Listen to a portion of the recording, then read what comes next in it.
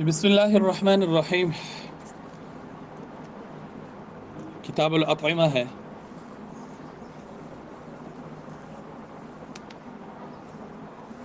رسول اللہ صلی اللہ علیہ وسلم اپنی امت کو برکت والے اعمال دے کر گئے، آسانی والے اعمال دے کر گئے، کامیابی والے اعمال دے کر گئے۔ لیکن آج کے امت کا اور ہم لوگوں کا یہ حال ہے کہ ہم آسانی والے اعمال کو چھوڑ کر مشکل والے اعمال کو اپنا رہے ہیں، برکت والے اعمال کو چھوڑ کر کثرت کی پیچھے لگے ہوئے ہیں، اور تیسرے نمبر پر کامیابی والے اعمال کو چھوڑ کر پوری امت اس وقت ناکامی کا سامنا کر رہی ہے۔ اگر یہ تین چیزیں ہماری زندگیوں میں آ جائیں، حضور نبی کریم صلی اللہ علیہ وسلم نے جو برکت والے اعمال دیے وہ، آپ صلی اللہ علیہ وسلم نے جو آسانی والے اعمال دیے وہ، اور آپ صلی اللہ علیہ وسلم نے جو کامیابی والے اعمال دیے وہ۔ مثلا کھانے کے متعلق بات چل رہی ہے تو آج کل ہم میں سے ہر بندے کی کوشش یہی ہے کہ زیادہ جمع ہو جائے، زیادہ ہو جائے میرے پاس، سال کا بن جائے، 2 سال کا کر لوں، اگلی نسل کا میں سوچ لوں۔ کثرت کے پیچھے تو ہم لوگ دوڑ رہے ہیں، کثرت کے بارے میں سوچ رہے ہیں اور کثرت کے بارے میں پلاننگ کر رہے ہیں، لیکن کثرت سے آج تک کوئی کسی کا پورا ہوا نہیں ہے، کسی کا پیٹ بھرا نہیں ہے اور کسی کا مسئلہ حل ہوا نہیں ہے۔ لہذا اگر کثرت کے بجائے ہم برکت کی طرف آئیں اور برکت والے اعمال پر توجہ دیں تو تھوڑا بھی ہمارے لیے کافی ہو جائے گا، اسی میں ہمارے لیے برکت ڈال دیں گے۔ اور یہ کوئی ہوائی باتیں نہیں ہیں کہ کیسے جو ہے وہ تھوڑا پورا ہو جاتا ہے، کیسے جو ہے وہ کم کھانا جو ہے بہت ساروں کو کافی ہو جاتا ہے۔ تو حدیث حضرت ابو طلحہ رضی اللہ تعالی عبداللہ بن ابی طلحہ رضی اللہ تعالیٰ عنہ کی، انہ سمع انس بن مالک رضی اللہ تعالیٰ عنہ یقول قال ابو طلحہ لام سلیم، حضرت ابو طلحہ ام سلیم کو حضور نبی کریم صلی اللہ علیہ وسلم کے جو حالت ہے اور آپ صلی اللہ علیہ وسلم پر جو کیفیت ہے بھوک کی، اس کے بارے میں بتلاتے ہیں۔ تو حضرت ام سلیم رضی اللہ تعالی عنہ نے جو کہ چند روٹیاں دی ان کو، اور حضور صلی اللہ علیہ وسلم کے پاس ان کو بھیجا۔ جب یہ حضور کے پاس پہنچے تو مسجد میں حضور بیٹھے ہیں، 7 لوگ بھی ہیں۔ تو حضور صلی اللہ علیہ وسلم نے کھانے کے بارے میں بات کی، تو میں نے کہا جی یہ تھوڑا سا کھانا ہے آپ کے لیے، تیار ہے آپ آ جائیں۔ تو حضور نبی کریم صلی اللہ علیہ وسلم نے سب کو فرما دیا بھائی سارے کے سارے اٹھ کے آ جاؤ۔ اب میں پریشان، کھانا تھوڑا ہے، بندے زیادہ ہے، میں آگے آگے جا کر حضرت ام سلیم کے پاس پہنچا۔ میں نے کہا قد جاء رسول اللہ صلی اللہ علیہ وسلم بالناس ولیس عندنا من الطعام ما نطعمهم، تو فقالت اللہ ورسولہ عالم، جب لے کے آئے ہیں تو اللہ کوئی نہ کوئی حل نکال لے گا۔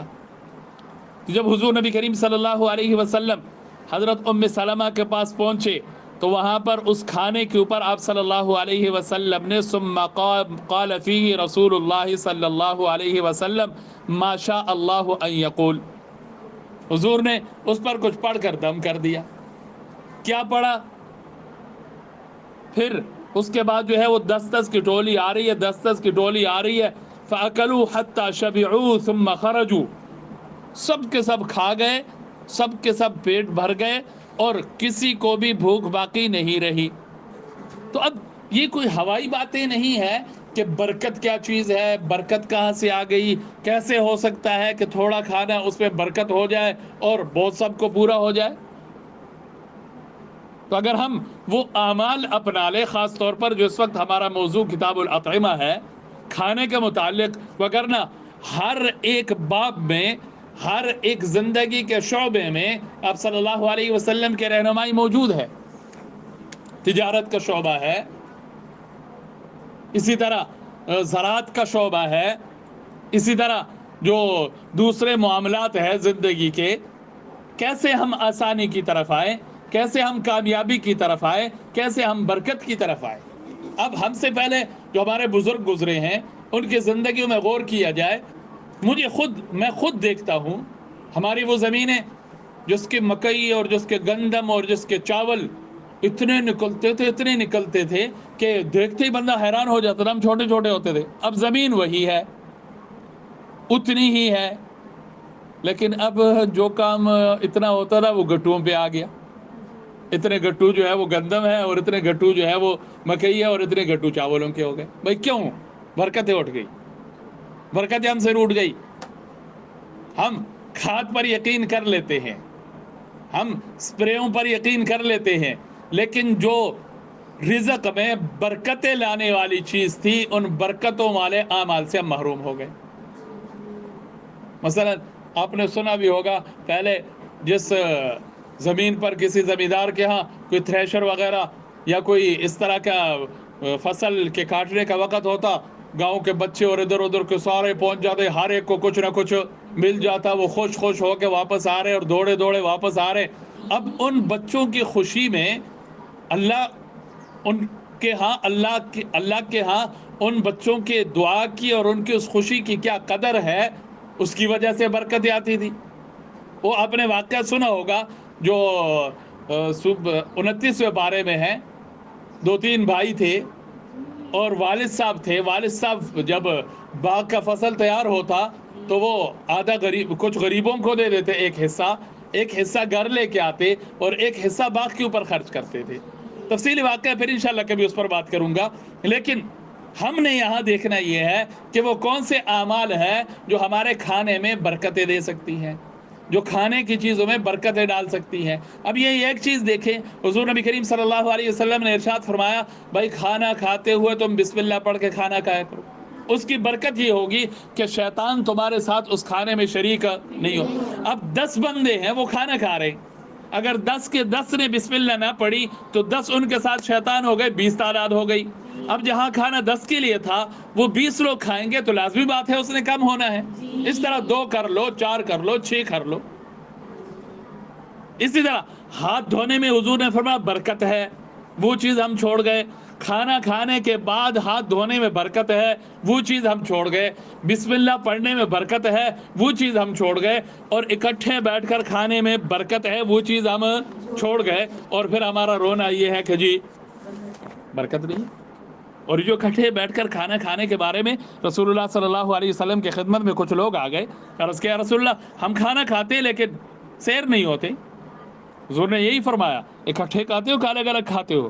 انہوں نے کہا جی الگ الگ. تو آپ صلی اللہ علیہ وسلم فرمایا جمع ہو کر کھایا کرو، اللہ کا نام لے کر کھایا کرو، اللہ اس میں برکت ڈال دیں گے.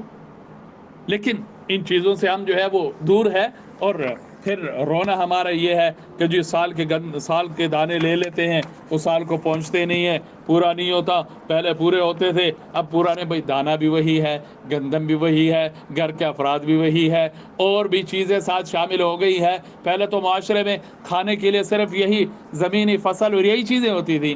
اب کتنی چیزیں مارکیٹ میں آ گئی ہے. کوئی برگر کھا رہا ہے، کوئی پیزا کھا رہا ہے، کوئی اور چیز کھا رہا ہے. بچے ہیں وہ پاپڑ کھا کے اپنے پیٹ بھر لیتے ہیں، لیکن پھر بھی پورا نہیں ہوتا. تو اصل چیز اس کی طرف ہمیں توجہ دینی ہوگی، اور وہ چیز ہے کہ ہم حضور کی زندگی اپنی زندگی میں لے آئیں، حضور والے اعمال اپنے اعمال بنا لیں. آپ صلی اللہ علیہ وسلم کے ہدایات پر عمل کریں اور آپ صلی اللہ علیہ وسلم کے بتلائے ہوئے طریقے کو اپنائیں، تو انشاءاللہ برکتیں بھی آئیں گی، اور اس کے ساتھ انشاءاللہ آسانیاں بھی ہوں گی. اور اس کے ساتھ ساتھ انشاءاللہ وہی میرا اور آپ کا کھانا اگر ہم سنت کے مطابق کھا لیں تو وہی کھانا ہم سب کے لیے عبادت ہے، اور وہی کھانا ہم سب کے لیے باعث نجات اور باعث کامیابی بنے. اس لیے پہلا کام تو یہ کرنا چاہیے کہ رزق جو ہے وہ حلال ہو. رزق حلال کے بڑے اثرات ہیں، اس لیے قرآن کریم نے پہلا اعلان کیا یا ایھا الرسول کلوا من الطیبات واعملوا صالحا.